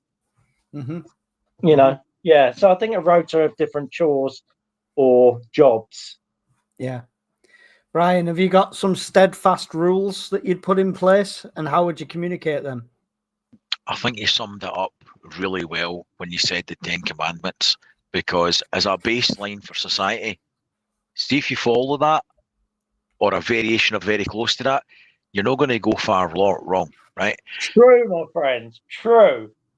It is though. I mean, it's if you follow that as a rule to live by, I don't think you need much more than that. And with the caveat of don't be a dick, right? Just don't be a dick. Follow these rules and don't be a dick. But everybody's got to know the minute you come in, this is what's expected of you. This is what we bring to you. This is what we expect you to do. Don't do any of this shit. And this list is posted prominently, right? You can make it as light-hearted as you want, right? But you have this posted prominently, so everybody knows their expectations about how they're expected to behave. It's really that simple for me. The 10 Commandments are in the head. I don't think you would need much more than that. Religious connotations aside, it is rules to live by, literally. This is fine. This is what I said to everyone, because I'm kind of a Christian guy anyway. But I said to people, for community, I said, like, the 10 Commandments is a great example of how we should live. It's not should do this or you're going to go to the hellfire. It's the fact is you should do this to make your life easier, and everyone will get on, And it's like, who suffers? It's always the thing. If you commit adultery, who suffers? You suffer in the end because you end up losing your wife, or you end up losing this. If you kill someone, you end up suffering because you go to prison, or psychological damage. It's like to hold a community together. And again, you can take the religious side out of it and just have that as a commandments for a rule set. It's basic human nature. It's about human decency more than anything, isn't it? Yeah. I totally agree with it. I don't think you need much more than that. I wouldn't add much more than that, and I certainly wouldn't take anything out of it. I think it's rules to live by. Yeah. Your 11th commandment's right there, Brian. No coke. Thou shalt not covet my Pepsi. There's some good questions coming in, guys. I have highlighted some of them. Kelly's Eye, not heard anything about comms. Do they still exist? What have you heard? In character, as it were, Dave, comms, any considerations? Or is it just your community and that's it? Well, I think, to be honest, in my community, because I'm trying to go by people I have in my community now and people I know that I would have there. So it's like I have people that are like pretty much comms experts and electricians and stuff like that. So I would be hoping that we would be able to knock together some sort of CB system with antennae and stuff like that. And if we were in touch with other communities, I would kind of like try and get them to, so we could trade and we could build them a system as well. Yeah. So we would have communications between local friendly communities, I guess. Yeah. Brian, it's a difficult one because obviously it's been an EMP. So initially things were fried, but lots of preppers have Faradays, stuff like that. And of course, we've talked recently about the mesh network. What's your comm situation a year down the line? I mean, you could even go old school and rip out phone lines, and you could rig up handsets and go back to landlines. But I would like to think that we would have somebody's job on a rolling basis would be monitoring comms every day, all day. Your local net for your login parties, your security patrols, your foraging groups, all of them need monitored 24/7 on a rota. But the radio next to that will be scanning the airwaves. So you've got the radio net for your guys, for your tasks, and then you've got one that's just scanning constantly. And like David said, also, I would like to think the irregular communication with other groups, because let's be honest, they could be a tripwire for you and vice versa. Or we're seeing a group of people coming in your direction. Looks like 40 people tooled up. They're reasonably savvy. They're switched on. So it's good to talk. Cool. Cool. Teleboy said, Brian's Cotton Eye Joe lyrics. Where did you come from? Where did you go? For your questions at the gate. Grass Monster, if you have only one doctor or nurse in your group, it would be important to have at least one person taking intensive training from them. 2 is 1 and 1 is none. 100%. That's what the doctor Totally. offered. He also was teaching people on board, the people that didn't turn him away. So that was part of that. Jay the Grey, how are you deal with extreme weathers in these times, such as heavy rains and deep snow? Just deal with it, right? Any special considerations for that, guys? Anything to keep in mind? No, I think it's just at the end of the day, it's like we have extreme weather all the time, don't we? I mean, we live in the UK; it's non-stop rain, pretty much. But it's I don't think we've got accommodation, we've got shelter, we've got heating, fire heating. We've got underground tunnel systems. I don't see any worry for extreme weather unless we're getting tornadoes in the middle of the UK, which we wouldn't. Yeah. Anything special considerations for that, Brian? That think obviously the only difference being you're not going to know it's coming until it's sanitation. Sanitation. Good point. Yeah. Sanitation. If you have got latrines set up, because obviously everything else went to rat shit literally, then you would like to think you've sited your latrines properly in your P tubes or whatever you've built, and you would have to be cautious that any change in the local floodplain might give you a sanitation problem. But other than that, no, not really. Inclement weather, we live in Scotland, it's a 24/7 occurrence, shit weather here. As far as snow, when the seasons are coming up, you make sure your log stores are built up in the summer, you're drying your wood. In winter time, you're not cutting down trees in the winter, so you're minimising your risk. There you go. Good point. Good point. Because just I'm backtracking through starred comments. I'll pull it up again. Love Dave's beard. Tickly. Thank you for the thank you for the £2 full of hope. Every little helps. Kelly's Eye. Easy common law. Cause no harm, loss or injury, punitive punishment if you fail on any score. So obviously, rather than the 10 Commandments, he's looking at the common law side of things, which pretty much aligns anyway, I think. There was a great question from Full of Hope that flips this round. How would you try to be taken in by a group? So Bento's stronghold has burnt to the ground. You managed just about to escape with your life. Escape with your life and a backpack and a few supplies. You're on your own. Same, the tunnels are flooded, Dave, and you were overtaken by roving gangs of gypsies. You've managed to escape, but you're on your own. You come across a community. How would you try to be taken in? Sell yourself and the guy on the gate. Well, I think, to be honest, I would have watched the community for a little while, or as best I could. Do you know what I mean? Just even if it's a day or two. Then I probably would have set some traps in the woods or something like that and got something that I could take as a peace offering. I wouldn't go empty-handed expecting them to give me charity. I would go to the gate and say, look, can I speak to your leader, or can I speak to your leader? I brought this as a gift. I've literally been overtaken. My community's been overtaken. We've lost a lot of people. I managed to escape. And then they're going to get the questions, why did you manage to escape? Blah, blah, blah. But I could have been out on a hunting trip or something like that. I say I was out on a hunting trip and foraging. I have the knowledge to hunt and forage and also other bits and pieces. So please, can I come in and have a drink and a chat at least? If you don't want me, I'll be on my way. And then while I'm talking, I would literally explain what my skill set was. Yeah. I think, cool. Yeah. Cool. Brian, sell yourself. That's easy, mate. I'd see the free Bentos. So I'd make out a sports bra, right, with the free Bentos tins and cover my boobs, right? And then when I'm jiggling up towards the gate, right, they're totally going to let me in. These people have been deprived for a year. Jiggle. You said jiggle. Yeah. He said sell myself. I've got to put a bit of booty shake in, right? That's worse so than the free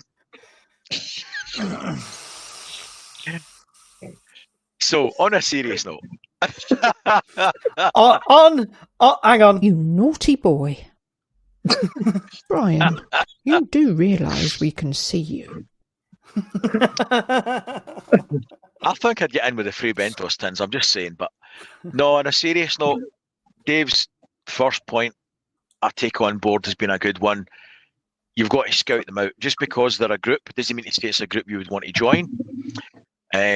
Look, listen, watch, see. Mhm. Any kit you've managed to scavenge and take with you, make caches up, hide it. You're not going to walk in with all your shit because you could fit. If you're lucky, you might walk out with your life and lose it all. So I would cache my stuff before I went to the gate. Go to the gate and go look. My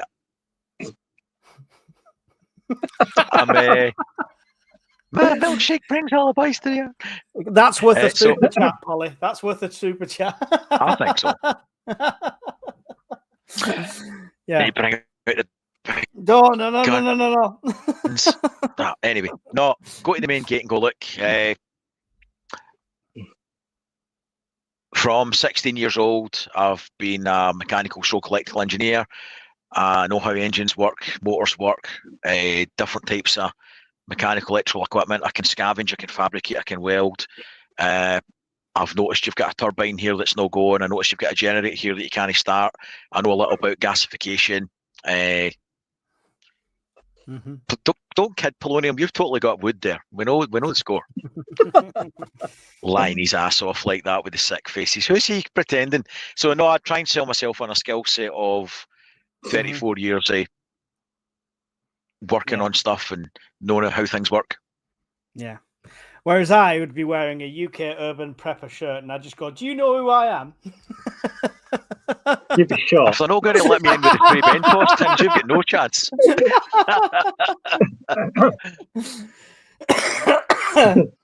Oh dear. So there we go. Great question, full of hope. This is a great question. I love porridge. What sort of comments that? I don't know. The groups start to fail for whatever reason. At what point do you give up and go alone or try and start again? Interesting one, because you'd probably have to play that scenario out more than anything. Maybe it's another show. But yeah, would you fight to the death to try and keep it together, or would you see it collapsing and just get out on your own, Dave? Absolutely, mate. I think it's like you would have to. I always live by the same philosophy that, like, when you went out as a lad, that you went out as a group, and if you got in a tear up or anything like that, you went home as a group, right? It's like, and I've always had that philosophy. If we come to the gathering that we're a group and we're united and we're helping each other, then times are not always going to be good. Same as a relationship. Everything's not peachy all the time. And if you can go through people with the bad times, then the good times are going to be really good. Because I think it's like you have to kind of put in a community, you have to put all your eggs into that community. Do you know what I mean? For it to work.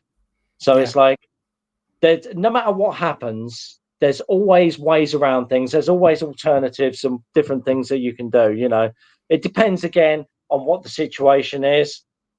If they've all turned rabid and like literally eating each other, then I'm out there.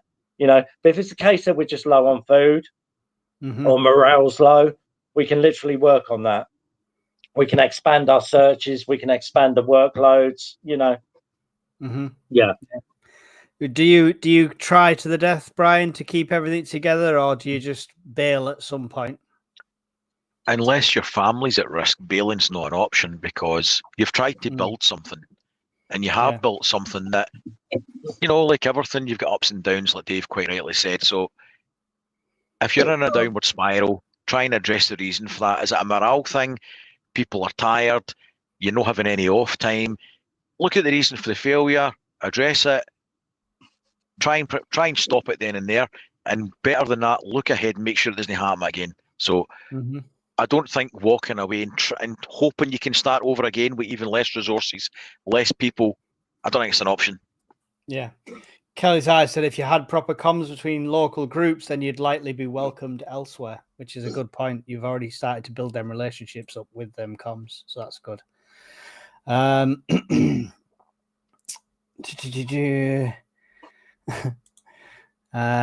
to be better than Free Bentos. What they're talking about is the questions. Some of the questions are getting dark. First of all, John C said, "Thou shalt not be a dick. Thou shalt not covet thou neighbour's hot spouse. Thou shalt not pilfer stuff that's not yours. Thou shalt not shy away from mucking out duty." There you go. And he's right. He's right, 100%.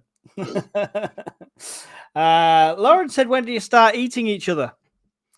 And followed by Full of Hope. Covered the childcare bit. Would you eat a dead body? No. There's a reason for this, and a lot of people say this, don't they? They say, "Oh, well, like it's long pig and stuff like that." I think there's a thing you can get. It's actually a disease from eating dead bodies. It's Kiru or something like that, isn't it? Yeah. Where and this is why it's represented well in all these zombie films, because the people that have actually started eating other people start getting shakes, and like their eyes go, and like their nervous system starts twitching. Curry, yeah, Kiru, say it like that. It's because the bloke who owns the local shop's called Kiru, so it's like. but yeah, no, it's like I would never eat another human body. It's like I don't even eat pork. Do you know what I mean? But it's like I wouldn't eat another human body. I mean, it's just. Is that is it again? I mean, it's dark. Theoretical, YouTube. Theoretical. Kuru, that's it. Yeah. It's dark, but obviously you've either seen the Society of Snow, the modern version, or the old film Alive, which is the same situation. In that situation, they did to literally stay alive till rescue. So is it situational dependent, or is it a cold no, Brian? I'd like to say it's a cold no. However, you never know what life's going to throw at you, and in such an extremist situation, who's to say, mate? I'm 99% no, but there's always that 1% in life, the curveball that you just don't know. But I think I'm comfortable with 99%. Yeah. Some culinary tips for when you get to that stage. The Aztec preferred butt cheeks, so stay away from the brains. I think the thing is as well, cheeks like, and breasts are safe. Yeah, the thing is as well is like that comment there. Where was it? Like we live on the coast, so there's an endless supply of fish. Do you know what I mean? Pretty much. Or there's like in the woods there's foraging. I think if you've come to the fact that you've got to eat a body, you might as well turn something on yourself and end it. I think it's like, because that's when your humanity's gone. It's a Dave Bentos. Dave Bentos. Let's be honest as well.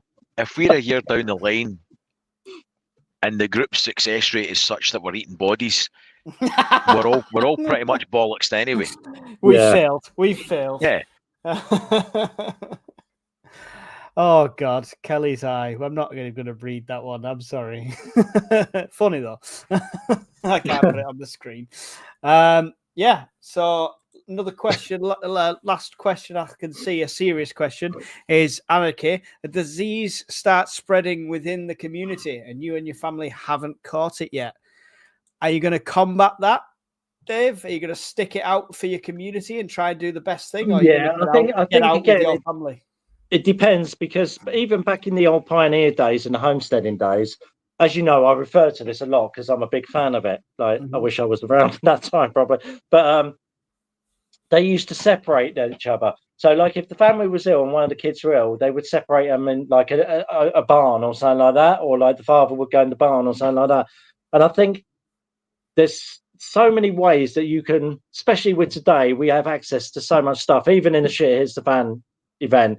I mean, I've probably got like 40 courses of antibiotics. I've got like hydrogen. I have so much stuff that would literally fight disease and infection that I can't mention on YouTube. Do you know what I mean? Yeah. But it's like, I think I already had that one banned. Yeah, so I would literally try and combat it in the ways that we know how. The YouTuber go, you can't say that. But yeah, I think I would stay and try and help them. Yeah, because I would want someone to help me. it's one thing I'd emphasize on a prep, especially if you're prepping for a community, is PPE. And I've still got loads of masks left over, as well as stuff I've bought. I've got full plastic aprons. I've got hospital scrubs. I put a picture up the other day of one of 3 PPC boxes, which is enough to quarantine a ward practically. So keep that in mind, because it could be something that's easily treated with antibiotics in peace times, but if you've not got them a year down the line, it's all about managing that infection, quarantines, things like that. Brian, would you bail with your family if you hadn't quite got it yet, but it was spreading through? No, and you would have to address, if you've got, Dave's covered most of the points. You're in a community. You don't cut and run from that community, because let's be honest, if you're going to cut and run from them and you go somewhere else, nobody's going to want that person. Oh, everybody was dying over there, so I just fucked off and left them to die. Really? Well, you're not getting in here. Nobody's going to want that person. So what you're going to do, I would like to think, is quarantine people, segregate them, start practicing the basics again, like you should be doing, of basic personal hygiene, washing everything, cleaning surfaces, feeding people that are infected at distance, right? And let it run its course. And that's the best you can do. But cut and running. And the thing is, as well, Brian, it's like knowing first aid. I mean, I've done lots of first aid courses because I'm an MMA instructor, so I have to have first aid to teach and stuff like that. To revive the guy you just killed. So when you elbow him, you can stitch him up again after. Like, but the thing is, it's like things like that is basic first aid, knowing CPR, knowing how to put people in recovery positions, idiot-proof stuff that has been going for years. Do you know what I mean? Yeah. What to do if someone's choking, what to do for a temperature, to lower a temperature. I mean, I put a video up, it was only a short, about running your wrists under cold water. Yeah. To reduce your temperature and that. And it actually works, and it's old school.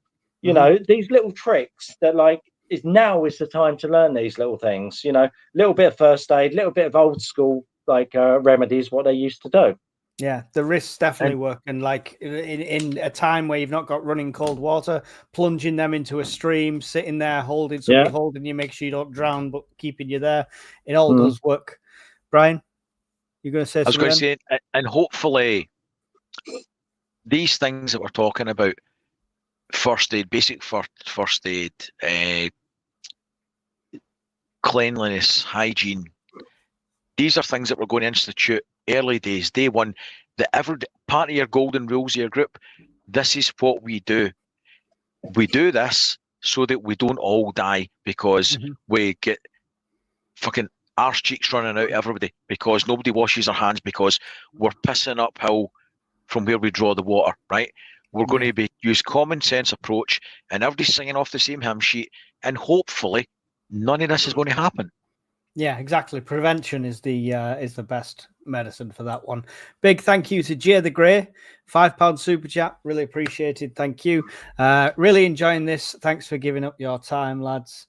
Yeah, just trying to scan through. Masks don't work, Mike. They do for some things. But you're not masking yourself up. You're masking them up, lying there. They do for bank robbers. It depends how things are spread, right? It stops spittle. So that's the main thing. I quite often get people spitting at me when I'm walking out in the shop. Yeah. That's because you broke his nose last week. Yeah. Mike, just add clown hair and an axe and surgical scrubs, and that should deter anyone who comes along. What was that other comment, Mike? That was hilarious. I missed what. Arm fear. That one. How would you apply for a government community grant to set up Aztec high priesthood for human sacrifice? The link's in the description. Oak Chopper Society. No, I really appreciate everyone being here, supporting.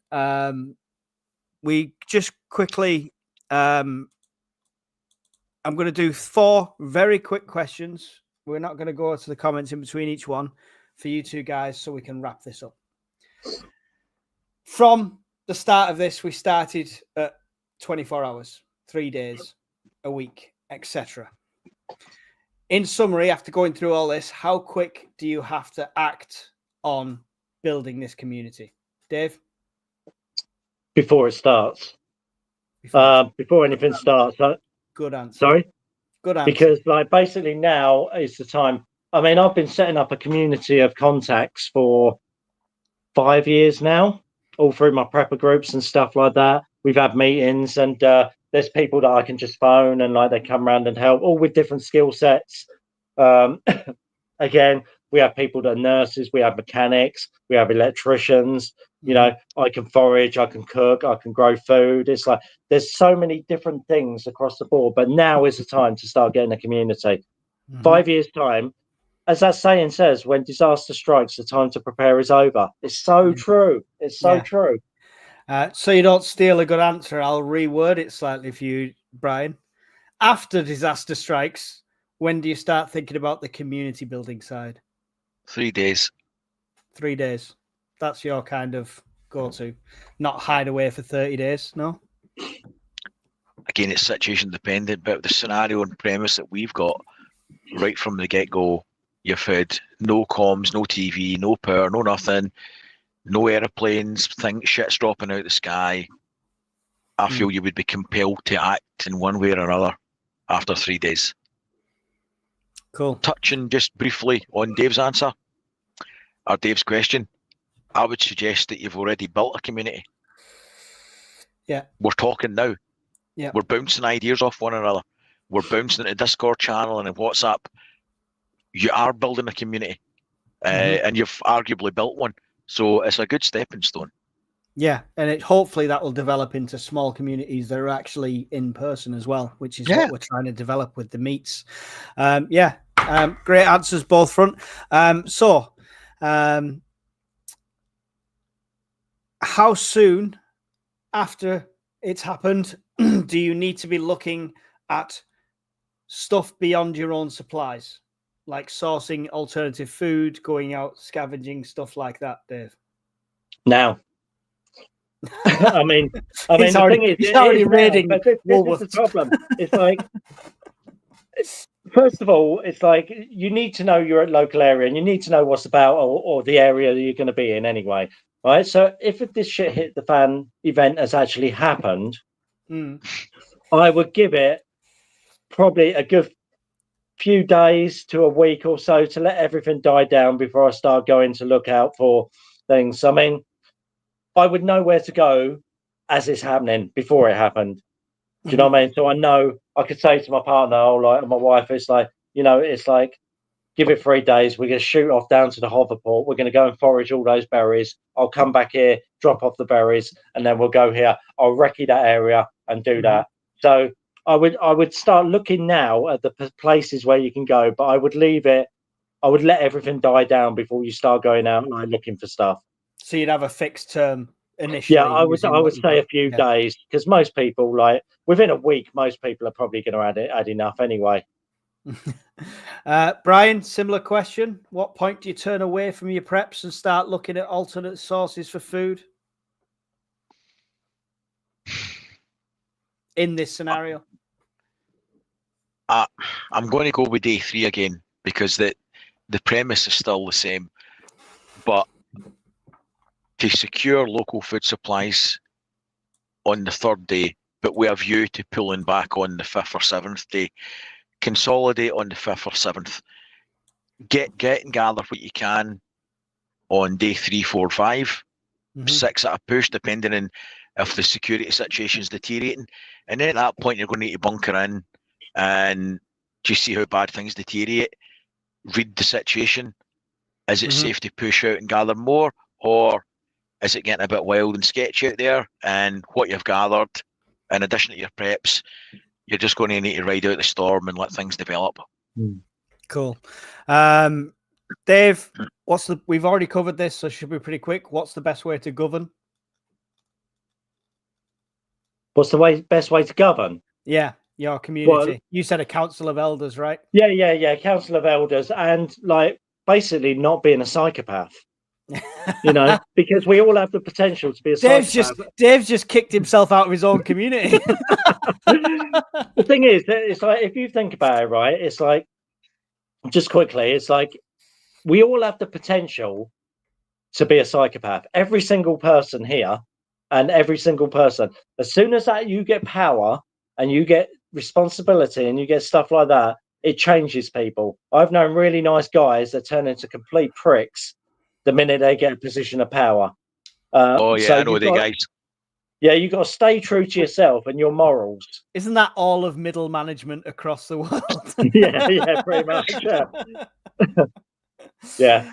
But yeah. Brian, how would you govern? First and foremost, make sure everybody knows the rules. They're simple rules and what's expected of you. Then you're governed by committee. A small committee, it's not the Senate, right? It's 3, 4, 5 people, reasonable people that can talk to one another, but you can disagree with one another. But you're following those rules that everybody knows about. There's no ambiguity. Everybody knows what's expected, and you rule by those as a committee. Excellent. I think I'm pretty much the same. Mike? Yeah, go on. Sorry, can I just answer that comment of John Say? The one he's addressed to you there. Yeah. I bought some sea blackthorn plants for the allotment after you were talking about them on a previous fireside.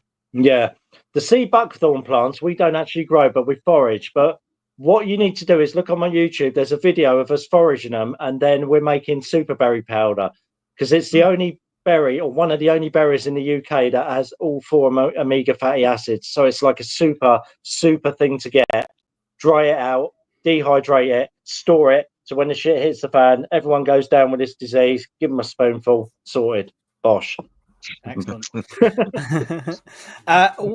Caveat to that: how do you who goes on your government or your council? Is it just like the initial group, and is it based on skills, or is it are you going to be running elections?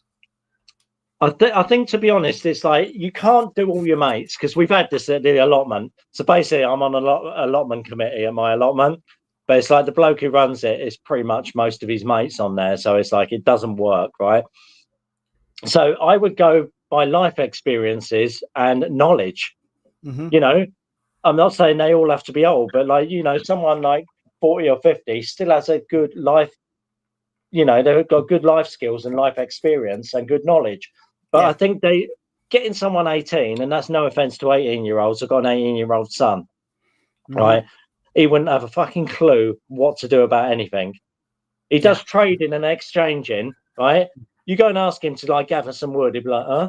You know, it's like a genius online, and with the computers and that, it'd be totally useless in a survival situation, right? Yeah. So it's like, yeah, and then you've got my 9-year-old girl that knows how to forage and grow food and preserve food. So it's like, the thing is, I would have to choose somebody with good knowledge who was more elderly. Yeah. Brian, do you choose that council, or is it an initial group? But both. So your community needs will dictate the community council. So you're going to need food. So you're going to need somebody on that can tell you and knows about growing food, because they can advise the council on the best way of growing food, foraging food, husbanding animals. You're going to need somebody that knows how to build things, joiner, whatever, builder, somebody with good DIY skills about what we should be foraging and building materials. What can we do to repurpose houses? You're going to need somebody that might be ex-military, teach some patrolling skills, setting up stags and ops, different things. So your council's going to need to be of people that can advise the best way to run your community. Yeah, so it'll be a mixed skill set. Yeah, that's what I'd be going for, like departmental heads. So you know, you took in a farmer, he's the head of, like, you know, growing food and stuff like that. So it'd be based on what their skill sets is. Yeah. And the last one, the very last one, has going through this scenario changed anything about how you're prepping or how you're thinking about prepping? Dave, you can. Yeah, it's made me not be such a psychopath about it. I mean, I think the thing is like, it makes you realise, because I'm a fighter and stuff like that, and I'm quite an alpha male in my environment and stuff like that. it kind of shows you that, like, being that aggressive, forceful leader would not work at all. It's like you have to have a bit more compassion and be human. Yeah.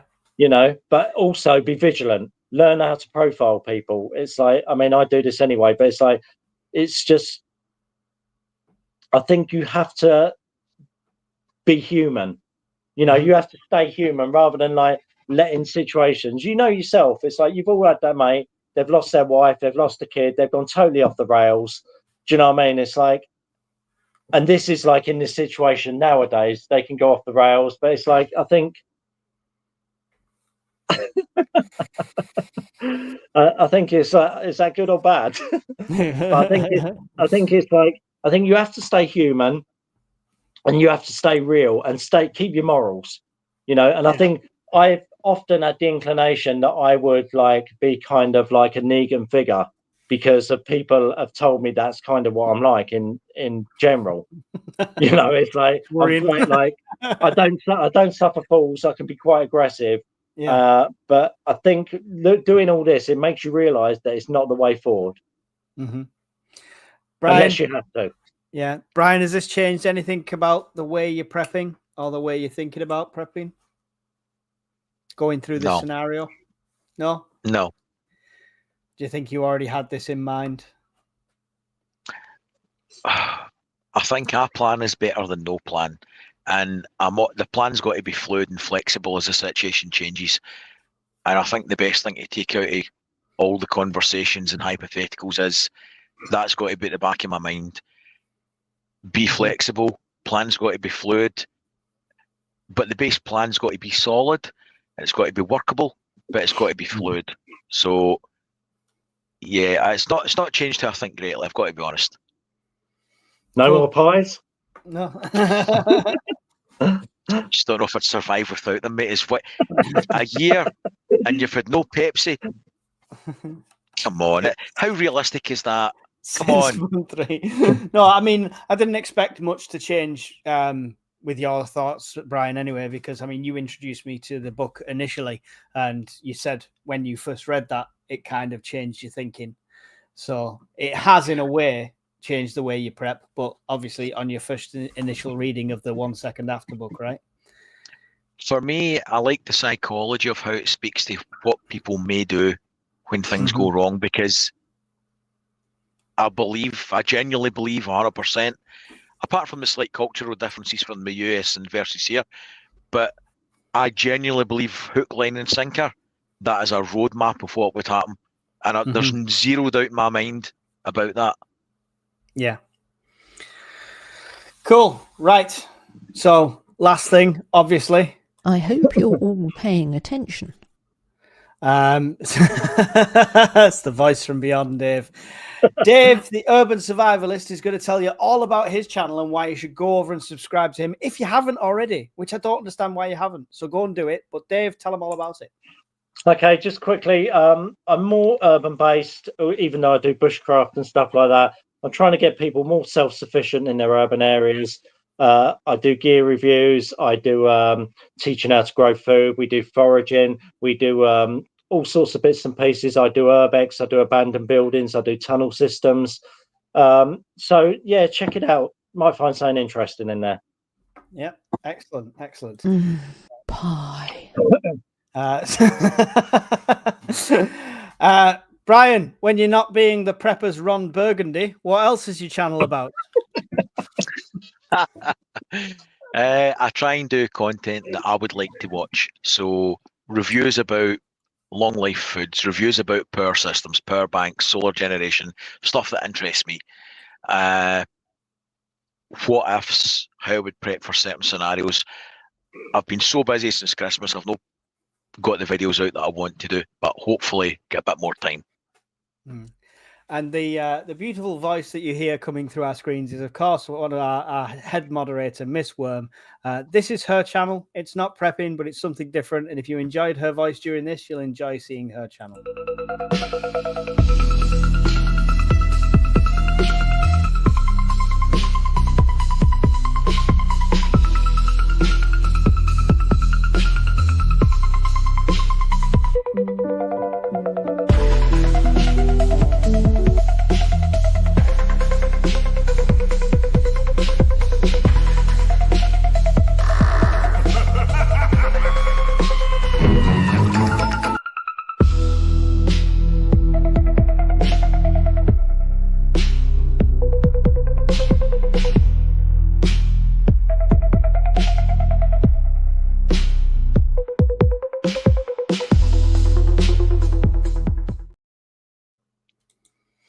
There you go.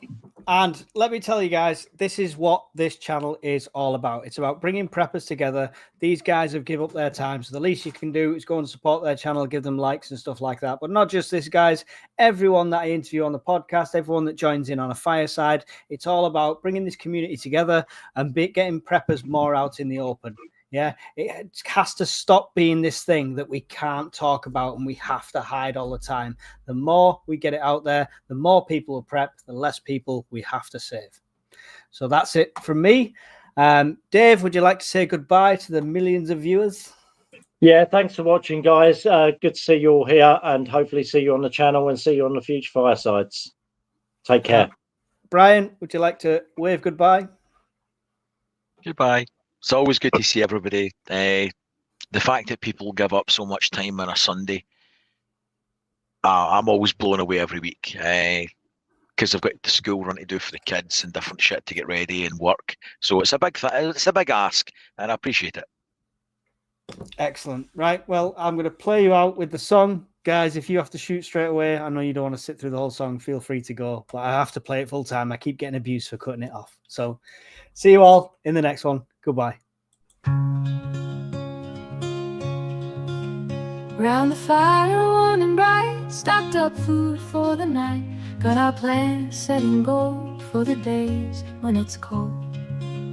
Tools and gear stacked up high in the cabin we reside, listening to the winds howl, prepping for the morning's prowl. At the purpose fireside we stay, ready for that fateful day. Stories shared and hearts alight, round the fire every night.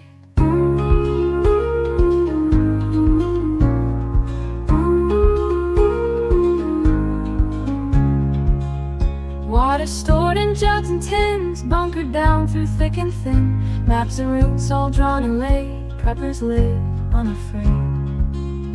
At the preppers fireside we stay, ready for that fateful day. Stories shared and hearts alight, round the fire every night.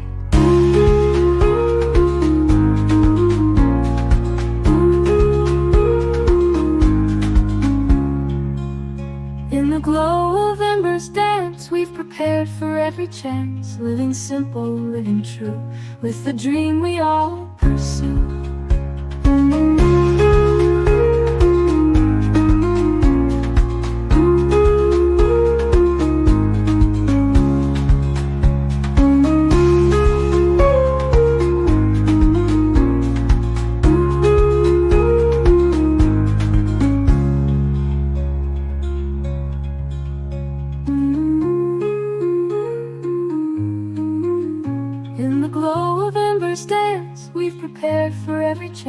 Living simple, living true, with the dream we all pursue.